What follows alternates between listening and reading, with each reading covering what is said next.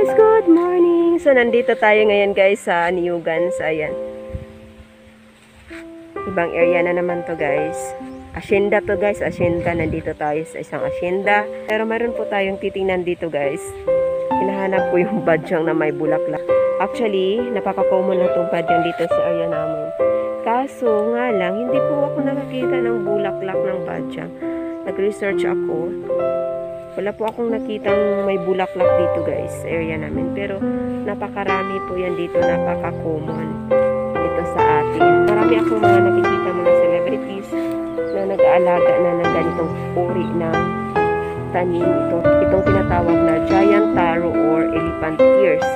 Or dito sa amin sa Bisaya known as badyang. So, nag-trending to sa social media before sa Facebook.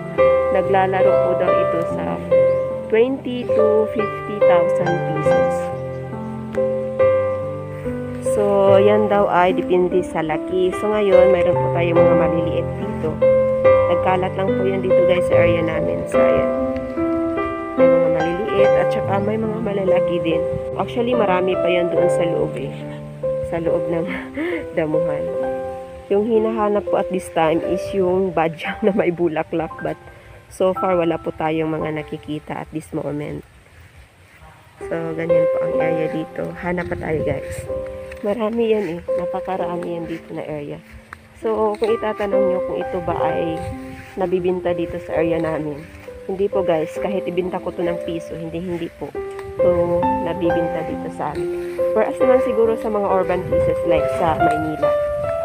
Kasi malayo po sila sa ganitong klase ng environment. So, maganda din naman po ito alagaan or maganda din naman po ito siya pang decorate sa ating bahay. Lalo na pa. Maganda yung ating mga tahanan.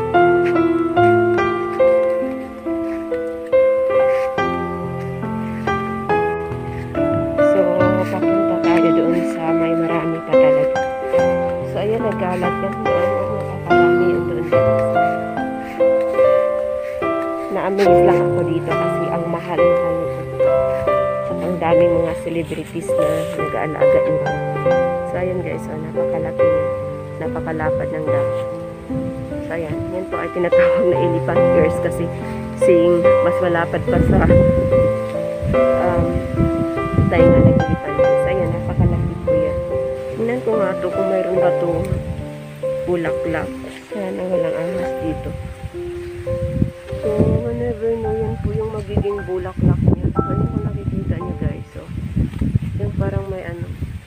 Hindi din ako siya kung magiging bulaklak.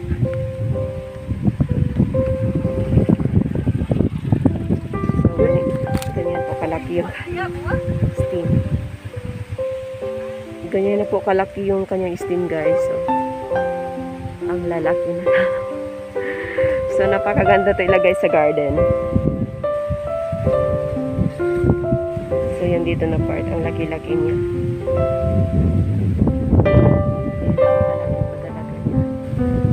Siguro napakamahal to sa Maynila. Pero dito sa amin, hindi po ito naibibinta na. Ayan, yan po ang nag-trending na giant taro or elephant ears, kilala as badyang. Maglakad lang tayo guys para makita niyo po yung ate mundo. So yan, marami po yan guys. Mga badyang yan. Siguro kung mayroong buyer nito, yayaman tayo nito guys. Sa sobrang dami. Ayan.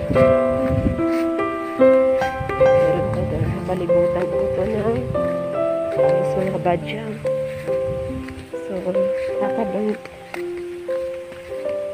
lakad lang tayo guys, lakad. Ito po yung area ko guys. Tuturo ko kayo guys sa area ko. Lalong-lalo na yung nasa Kamaynilaan. So, ayan. Para makapunta din kayo dito sa amin. Tuturo ko lang kayo.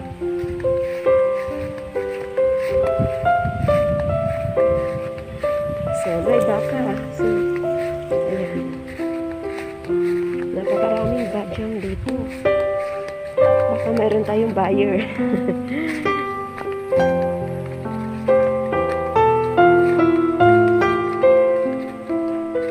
So, ayan kung nakikita niyo yan guys.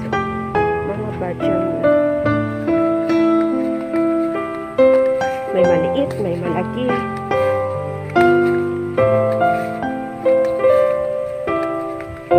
Badyang tayo guys. So, that's it.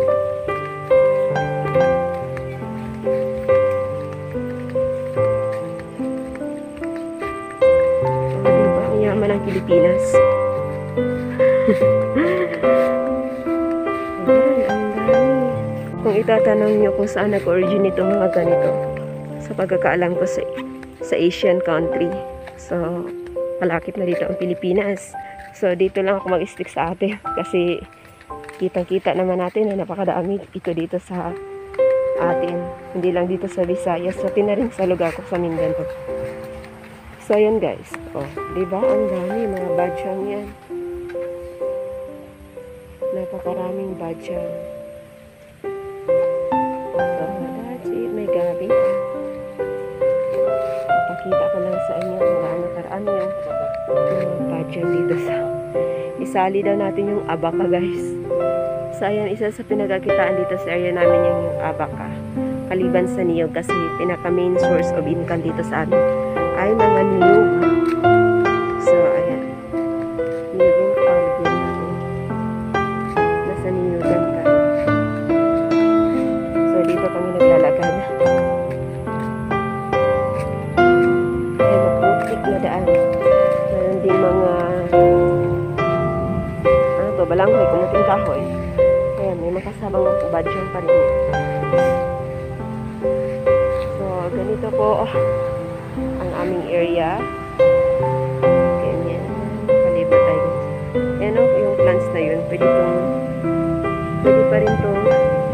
pa rin yung ano, ilagay sa pot. Maganda. So guys, lagay ito sa pot.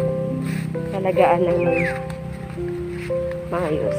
Lagay lang sa magandang pot. Maganda na yan. So yan sila. Ayan. Nagkalat din pala ito dito eh. So yun, mga abaka. That's it. Wala niyugan. Nandito tayo sa... So yun, nagkalat pala yun. So yung pinapakita ko na at this time is yung mga badyang na nag-trending sa social media kung gaano karami dito sa area namin. So, kung sa may gusto, PM nyo lang ako guys. Papadalhan ko kayo. Pero kayo nang bahala sa SF ha. Wala pa tayong malaking kita ngayon. Wala tayong kita ngayon. Baka papunta pa tayo dyan. Hindi natin alam kung tayo ba kikita dito sa pag-YouTube. Wala pa tayo. Hindi pa tayo nangalahati. Hopefully matulungan niyo ako. Please consider subscribing and hit also the notification bell. Thank you so much guys. Until next time. So yun, napakaganda pala ito. So yun, parang saging. Ang ganda parang saging. So ayan, pwede yung ilagay guys. Pwede natin yung i-share. Pero napakarami yan dito sa lugar namin. Kaya siguro isa sa inyo na makapanood nito na malayo sa probinsya, pwede natin sharean for free. For free, pero kayo yung bahala sa SF ha. So, ayan, marami yan. So, ayan, pwede ito. Pang-decorate natin sa ating mga tahanan. So, ang ganda niya. So, diba? Super ganda. Ang ganda ng plants na ang dami dito, nagkakalat-kalat. Yung napakadami. So, pwede natin yung so, that's it. Ang dami niya. O, diba? Pwede lang natin punutin for free lang punutin. Napakadami. Nandito, diba? Ang budget, super dami. Nagtaka nga ako, tawagan kami ang nakita namin nag-trending na presyo ng badyang. Sabi ko, wow! Akala ko hindi yung totoo, pero nakita ko yung mga ano, celebrity nag-alaga ng badyang. Sabi ko, ay tuto. Wala talaga tayong nakikita ano guys, badyang na may bulaklak. So napakarami yan dito. Badyang na may bulaklak. Wala tayong nakikita badyang na may bulaklak. So ayun. Napakaliit. Maliit. Sus, naglibot-libot suroy na ako dito. Kung hindi lang dito sa badyang na to, hindi ako makapunta sa area na to. So ayan. Ayan, oh, malaki na pala yung ina. Yung tinatawag nilang ina na ano daw sa baboy, pakain sa baboy. Hindi lang ako sure kasi hindi kami nagpapakain ng baboy. Ina ng badyang sa baboy kasi ang alam ko lang dito is parang poisonous to. Kasi lagi sinasabi ng mama, hoy, lumaya ka dyan! Nakaka-irritate yan ang skin, huwag kang lumapit dyan. Yun yung nag-sink in sa akin. Ang ganda ng dahon ng badyang. Kaya nga lang. Actually, napaka-common to. Nakikita lang to dito sa amin sa gilid ng kalsada, sa gilid ng bahay, sa ganitong area. Kaya hindi talaga ito maibibinta namin. Piso dito sa area namin. Pero sa area ninyo, or sa ibang area, dito, kahit dito sa Pilipinas, basta sa mga urban places like sa Maynila at sa karating lugar na sa Maynila, malamang maibibinta natin itong mga to. Pero yun nga lang, may mga batas tayong dapat sundin na huwag tayong lumabag para hindi tayo makalabag. So, yan lang. And that's all for today guys. Thank you so much. Bye-bye and God bless you all. That's all for today. Thank you so much. Don't forget to like and subscribe.